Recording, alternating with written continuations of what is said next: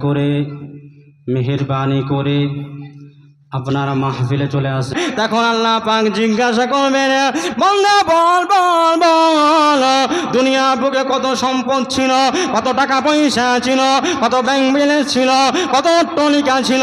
না না না না না না, এইসব কিছু জিজ্ঞাসা করবে না। আল্লাহ পাক জিজ্ঞাসা করবে না, বল বান্দা বল বল বান্দা লম্বা টুপি পরেছিলিস না গোল টুপি, কাটা জুব্বা পরেছিলিস না ফাটা জুব্বা, বল বান্দা সুট পড়েছিলিস না কোট পড়েছে।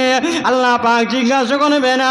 আল্লাহ পাক প্রথমে জিজ্ঞাসা করবেন সালাত সালাত সালাত সালাত সালাত। বান্দা বল বল দুনিয়া জমিনেতে নামাজ পড়েছিলি কিনা।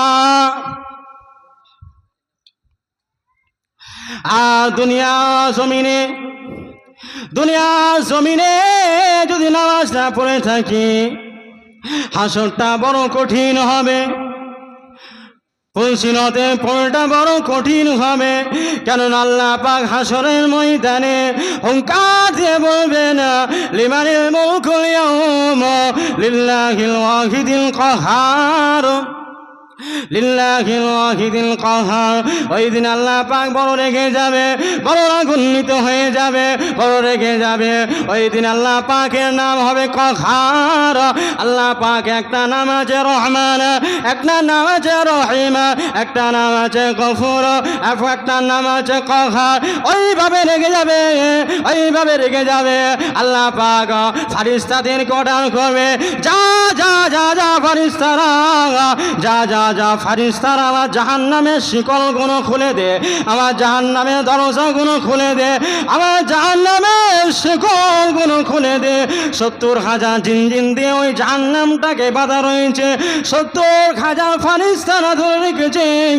এক একটি জিনজিনে 70,000 ফারিস্তারা ধরে রেখেছে, ধরে রাখতে পারে না। জাহান্নামের হুঙ্কার, জাহান্নামের গর্জনে হাসরের ময়দানটা থরথর থরথর করে কাঁপতে থাকবে, থরথর করে কাঁপতে থাকবে না।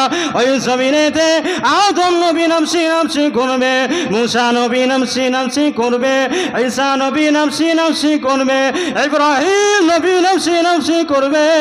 তারা ছিল আল্লাহর পয়গম্বর, ছিল আল্লাহর রাসূল, ছিল তারা আল্লাহর নবী, ছিল তারা আল্লাহর দোস্ত, ছিল তারা।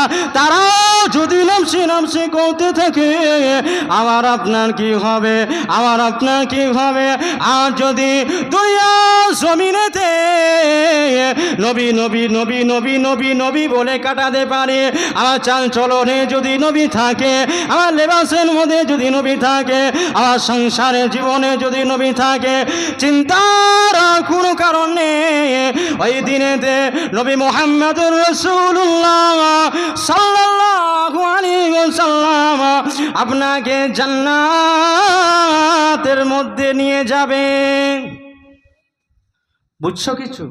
কি বুঝলে?